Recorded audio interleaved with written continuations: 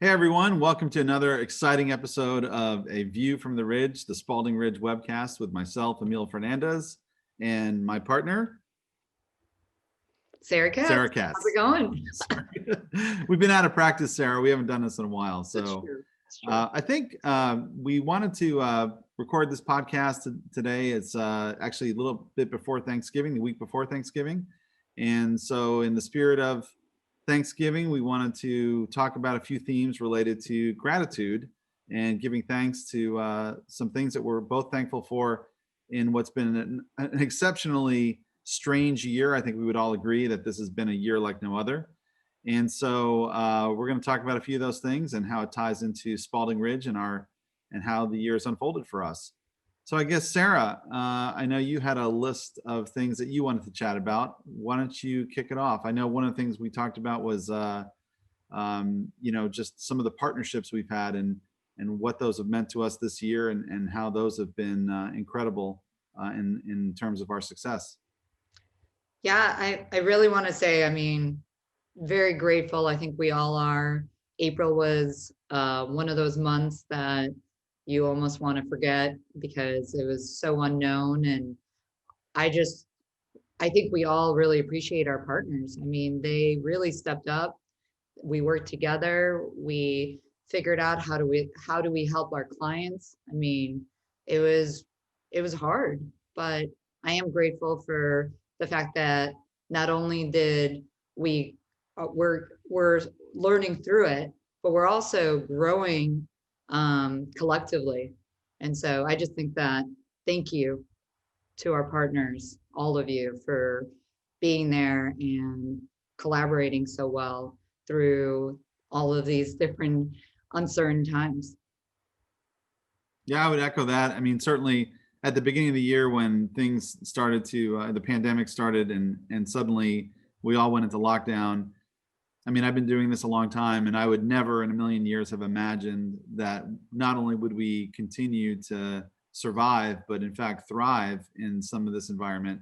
And by the way, I feel guilty saying that because obviously not every business has been as fortunate as we've been, but we're truly lucky to have such great partners.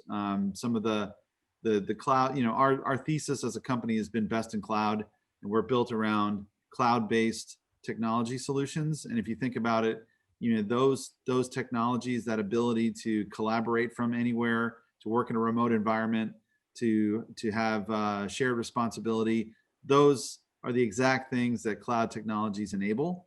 And so I think a lot of our partners, frankly, we're in a great position to support clients and help them be productive even when everyone had to retreat to their home office, or in my case the playroom at the house. So yeah, it's been an incredible journey with our partners, and I think we've all learned a lot, not only about how to work together remotely, but how to make these solutions even more effective for our clients. I think another thing that you and I were talking about this earlier, is just we've all had to adapt, and I think adaptability has been sort of the word of the year, especially through the pandemic. Sarah, can you talk a little bit about, what experiences you've had with, both our clients and our consultants? Yeah, I mean, we were talking through this, but I just think that there was not a choice, right? And the reality is that we had to collectively had to just go forward. How do we work remotely? How do we um, still stay productive? How do we communicate? When, how often, and how do we just like move forward? And I do think adaptability is definitely a big theme for 2020, but also being open to it. I like our company, our people, our, Jay Lobbs, our CEO, really just looked at this as okay, we're going to have to move forward, learn from it, adapt with it, um, encourage our team to provide feedback, and so that we can continue growing as well. And I just think like adaptability in that term. And then our clients, I mean, okay, so we don't have a whiteboard today. Okay. So we have a virtual whiteboard. What do you guys think? Great. So let's do some breakout rooms. It's just versus being in person and seeing each other and sort of being able to pivot very easily or stand up and go to a whiteboard. I think that was actually fun to watch, but also the openness for everybody to be like, okay, we're gonna figure it out. So I do like the fact that adapting wasn't a choice, but it was a necessity, and everyone kind of approached it their own way. What do you think? Yeah, no, I have to say when we first went into lockdown at the beginning of the year, we had a few projects that I remember the project sponsor calling me and saying, "Are we going to be able to do this? Or how are we going to do this? How are we going to have our discovery sessions and our working sessions remotely?" And it is sort of shocking that at first it was so strange, and now here we are, whatever it is, 9 months later, and we're kicking off new projects every month, and people don't even bat an eyelash now. They just expect to be on a Zoom call and have these working sessions, this way. But no, I think everyone's been extremely flexible and adaptable. We've all had to be. And, I certainly think it's going to impact how our business looks when this pandemic is over.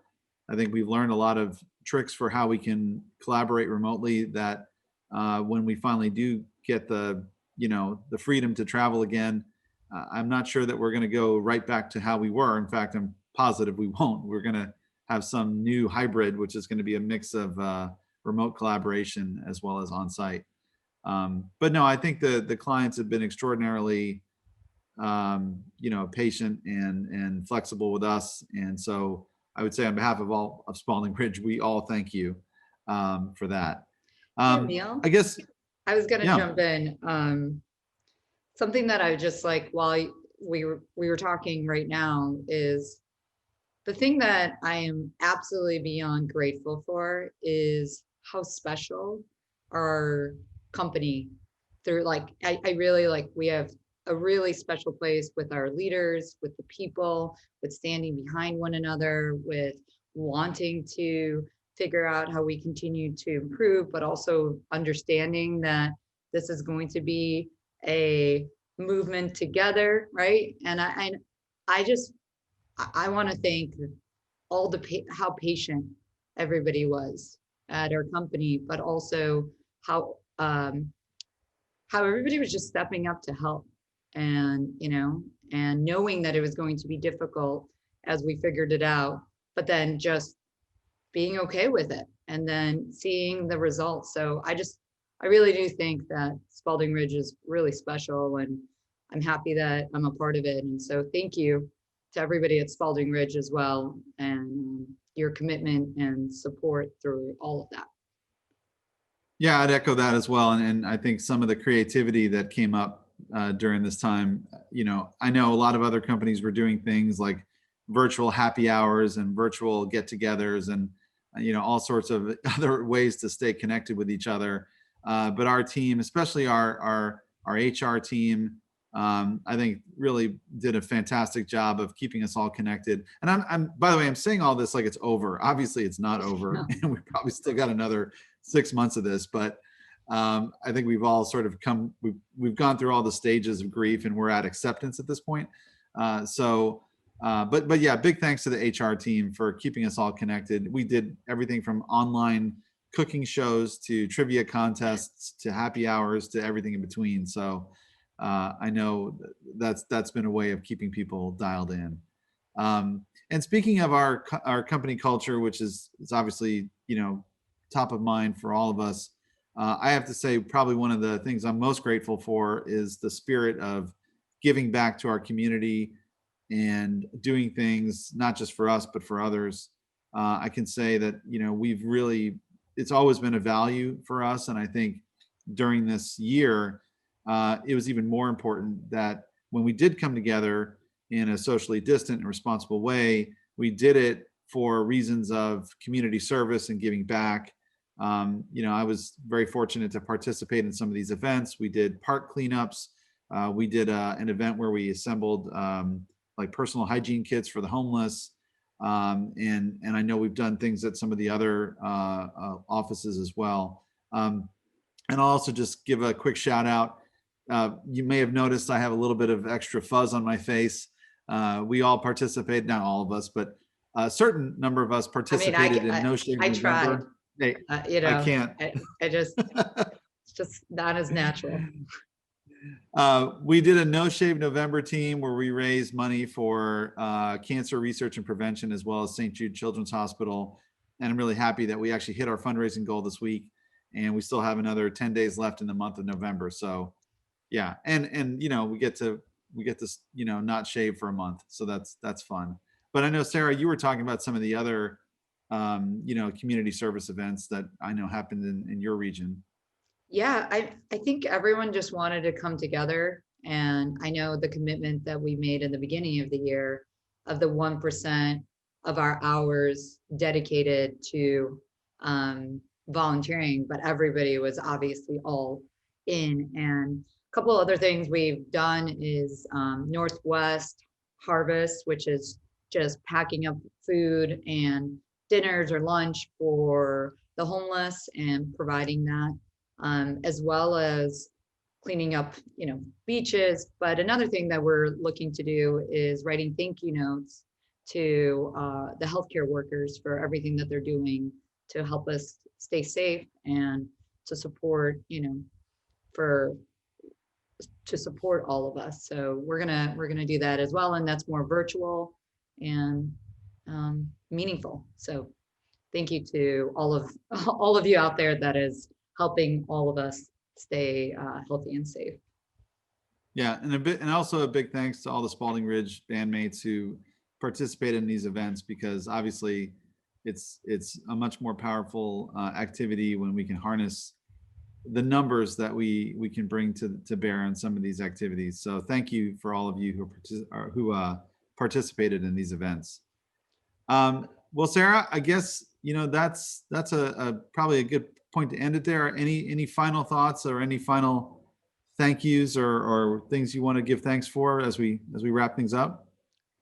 I really hope everyone can take an opportunity over the Thanksgiving time to, give a call to their family members if they can't see them, to take a moment to be grateful for everything that you individually have accomplished, and call a friend as well. So really, gratitude goes a long way. And so be kind to yourself, and thank you for all of the support from the partners to our people to our clients, and also View from the Ridge. I'm excited that we kicked this off this year. So thank you, Emil. Well, I don't think I can have anything else to add to that, except for thank you, Sarah, for your partnership and all of your help, both with this little podcast that we started, as well as everything else that we do. So with that, I will wish everyone a happy Thanksgiving. And this has been A View from the Ridge. Thanks, everyone. Thanksgiving.